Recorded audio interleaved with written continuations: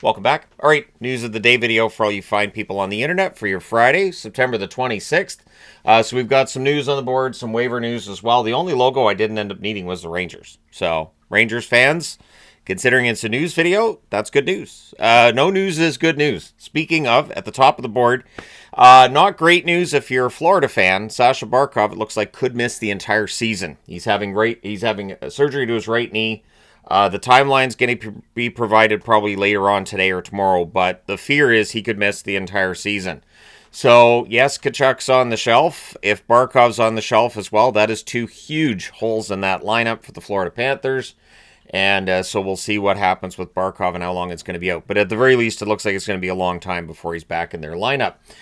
Speaking of injuries, Rafai got hurt last night for the Toronto Maple Leafs against the Montreal Canadiens. He's having surgery on his wrist, which was injured during that game. The Toronto Maple Leafs also making some news today as they brought in James Reimer on a PTO. This is going to be directly related to Wall being away from the team. So Reimer would sign on. I mean, do you keep him as the backup over Hildeby? Do you sign him and put him with the Marlies for now? It'll be interesting to see. But Reimer's coming off of what was a decent season in the National Hockey League. So, at the very least, last season he showed he could still play. Reinbacher, another injury to discuss. A broken metacarpal bone. He's out for 4 weeks for the Montreal Canadiens. I don't think Reinbacher was going to end up breaking camp with the Canadiens anyways. I think he was going to end up in Laval. But now we've got 4 weeks before they have to make any kind of decision on where they're going to put Reinbacher. The reason why I'm wearing this particular San Jose Sharks jersey is because San Jose is doing a throwback to this year. They're going to be wearing it, so much like Minnesota yesterday. It's a plunging neckline design minus the plunging neckline. So San Jose goes back to this one as their third jersey. Let me know your thoughts. I'm going to miss the fin, to be honest. The black one with the fin on the front, I think is fantastic. People watching the Jersey Countdown know I'm a big fan of that one, and this one's okay. But we'll see. We'll see how it looks on the ice and everything. But this is the throwback look that they're going to. Nils Höglander dealing with a sprained ankle, apparently. He is out week to week. So week to week means at least 2 weeks. Sprained ankle, I'll go ahead and call it 3 weeks. The season starts in 11 days. So it should not cause Höglander to miss a lot of games during the regular season. And it does open up a job for another of the likely players from the Abbotsford Calder Cup winner to make the team this year. We'll see what happens with Höglander and if this affects Coots' ability to make the team or not. There are a lot of Canuck fans looking forward to watching what Coots is going to be able to do tonight for the Canucks, but we'll get to that when we get to the preview. Marc-Andre Fleury. So another feel-good story, and you need feel-good stories when you got all this injury stuff. Marc-Andre Fleury spotted at practice with the Penguins. He, of course, is going to play the game tomorrow for Pittsburgh so he can retire as a Penguin. No word yet on how much Kyle Dubas might be like, hey, if you want to stick around, I mean, we'd be okay with that. But either way, Fleury at practice with the Penguins, and when he's wearing a Penguins jersey, it looks right. He had a good run in Vegas. He certainly enjoyed his time in Minnesota, but it just looks like the right jersey on him when he's wearing a Pittsburgh Penguins jersey. So waivers news today. Fedotov has been waived by Columbus. Not really a surprise there. We knew that Greaves and Elvis were going to be the tandem. So Fedotov is very likely to end up with the Monsters to start the season. The Islanders have waived some players, including Liam Foudy. Gauthier waived by the Islanders as well. The Utah Mammoth, Connaughton, has been placed on waivers. He's a veteran who's played some games in the NHL. And Connor Ingram does clear waivers. So now he is free to be sent down to the AHL. Would not be entirely surprising to me to see him get sent down. Although, keep in mind that after a player has cleared waivers, what Utah could do is they could trade him to another team. That team does not need to waive him because he's already cleared waivers. And they could just put him directly into the American Hockey League. Considering where the depth is in the NHL with goaltenders, I wouldn't be surprised to see that kind of an outcome. He's cleared waivers, you trade him, and you get back what you can. Calle Rosen, also waived by the Washington Capitals. So it's early in the process of waiving players. This is a good way to get players through waivers you'd rather not lose, as well as waiving them early when teams are still trying to figure out their own lineup and they probably don't want to bring in more players to cause more confusion. So let me know your thoughts in the comment section below regarding any of this.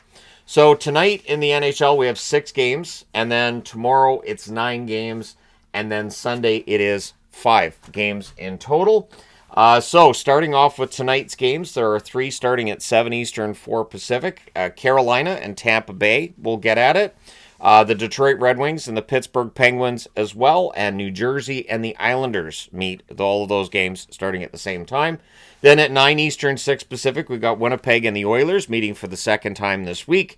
And that's the thing. Preseason, there's a lot of rematches between teams that have already seen each other during the preseason, like Seattle, Vancouver, 10 o'clock Eastern, 7 Pacific start there, and the same start time for Vegas and the San Jose Sharks, which I would imagine they're not going to be wearing these spiffy jerseys as of yet, but soon enough.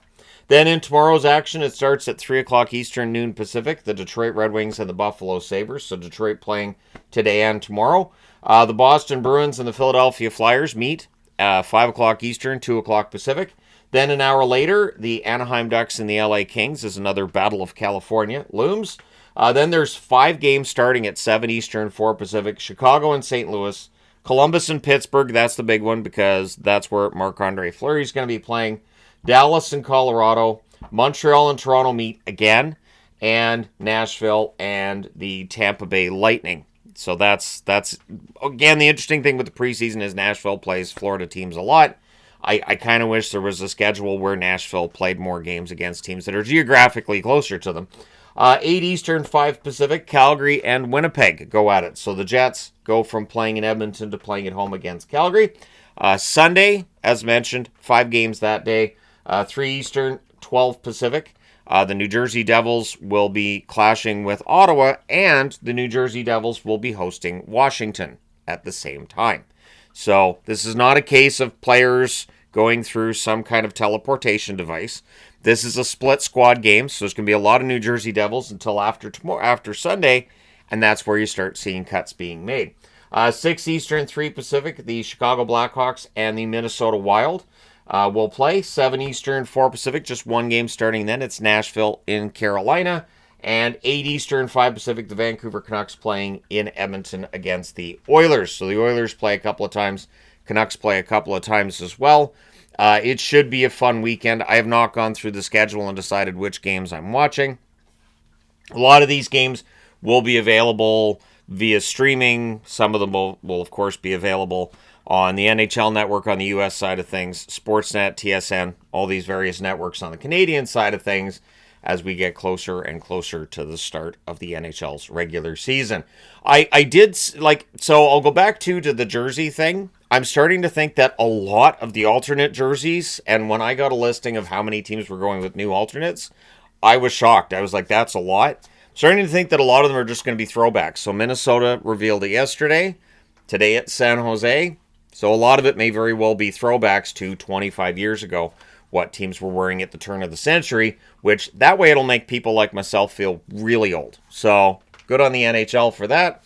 And it saves them from designing a new jersey, doesn't it?